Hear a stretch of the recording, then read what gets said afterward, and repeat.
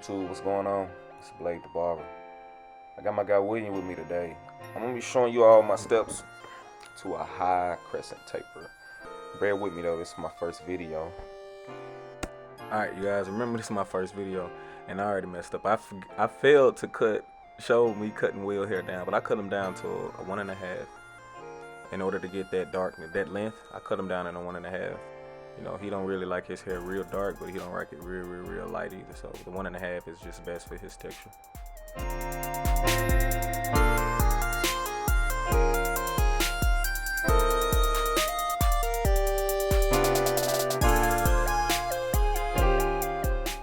Alright, here I have my number 2 on my Wild Magic clips with the lever completely open. I'm gonna be following up with my 1.5 halfway open, and then I'm gonna finish my debulking with my number 1 close.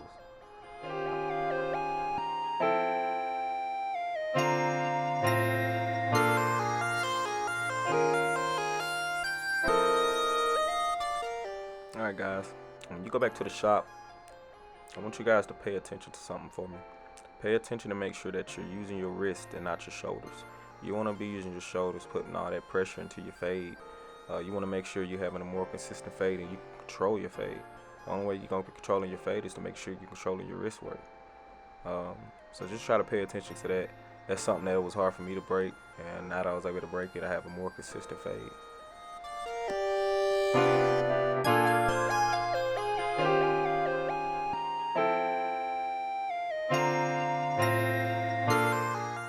Look, you do not want to miss this video. Make sure you watch this video throughout the whole cut, okay? You do not want to miss the end result. I'm telling you, this shit is amazing.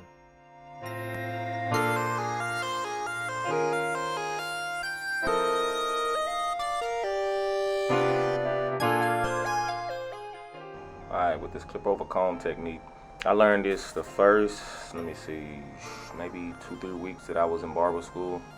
It took me a while to actually get used to it, you know, because I was trying to do it like my instructor told me how to do it, and it was completely wrong, you know. It wasn't wrong, it was only my instructor way of doing it because that's the way he was trained, and he developed his own style to it. So after I got used to doing it and I went on to develop my own style to it, and it was all ball game then, you know. So clip over comb is very effective. If anybody hasn't learned this technique, I feel like you should pick up on this trade. You know, this technique is truly beneficial when it comes to any fade you're doing, and I don't care what fade you're doing. Clip over comb is very effective.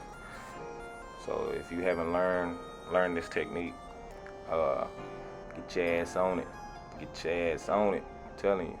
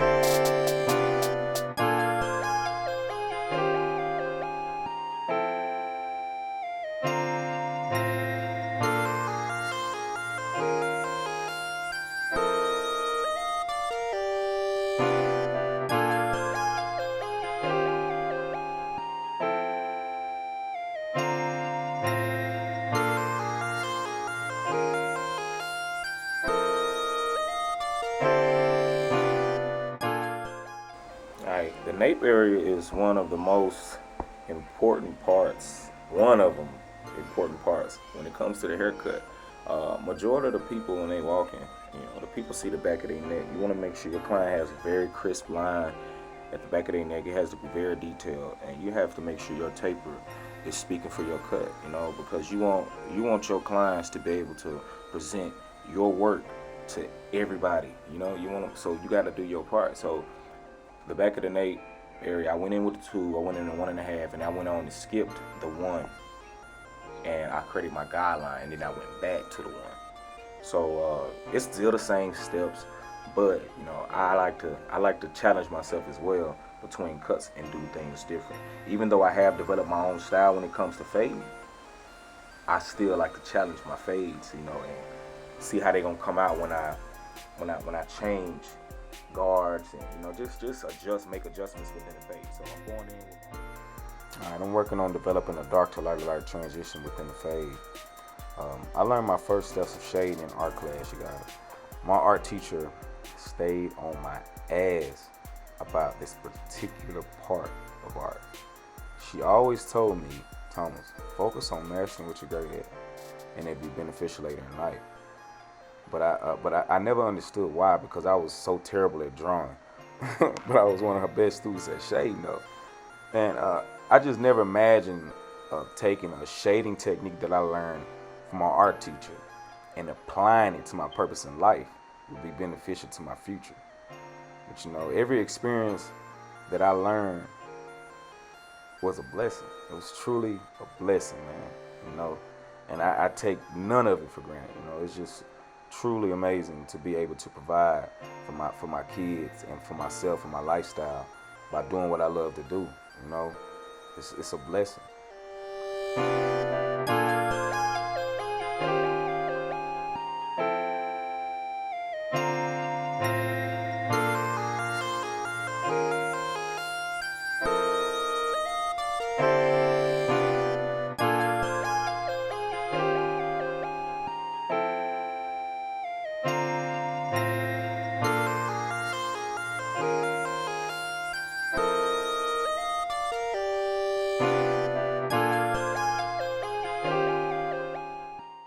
Alright, so when it comes to servicing a client with waves in their nape area, they could easily be mistaken as weight lines.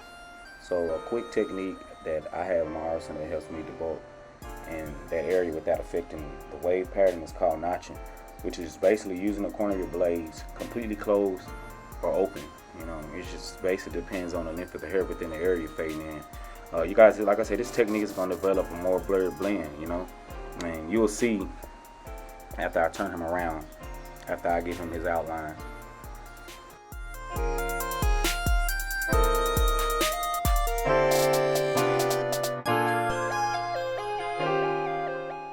Alright, you guys, so I'm on the left side of his line, and I'm going to show you guys what I was saying as far as the dark to lighter transition. I'm not going to really speak much on it, but I'm just going to go ahead and give him his outline. I'm going to turn him around so you guys can pay attention to what I was telling you.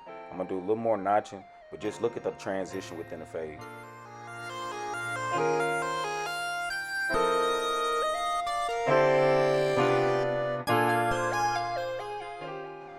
Alright, so when it comes to edging your client, it's very important that you take your time and create a natural foundation before we apply any enhancements. Of course, I love enhancing all my clients, but we have to use our logic when it comes to barbering and understand that we only have 2 to 3 days of use.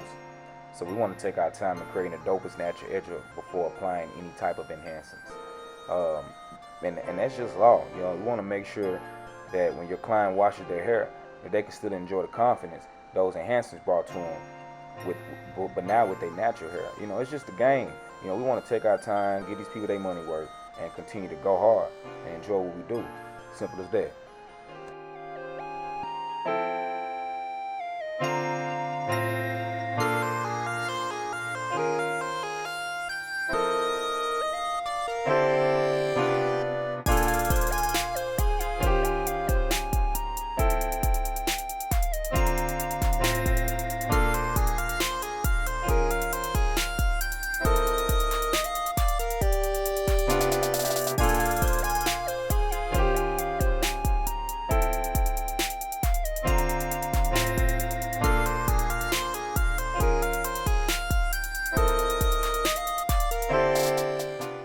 So now that my haircut is about 90% complete, I made it a habit to focus on the minor details within my fade. Yes, of course, I'm still notching throughout my work area. Details, details, details. I can't stress it enough. My clients deserve the 45 minutes that I give them. It's no longer about the money. Yes, of course, the money's gonna come. Regardless if we putting our time into something. So the money's gonna be there. But when you take your mind off getting money, it really makes you tap into your true abilities. Your customer service get better. Your fades are more blended. And now you also you become more consistent within your schedule. And my job isn't to tell anybody what to do. I'm just sharing what I do every day.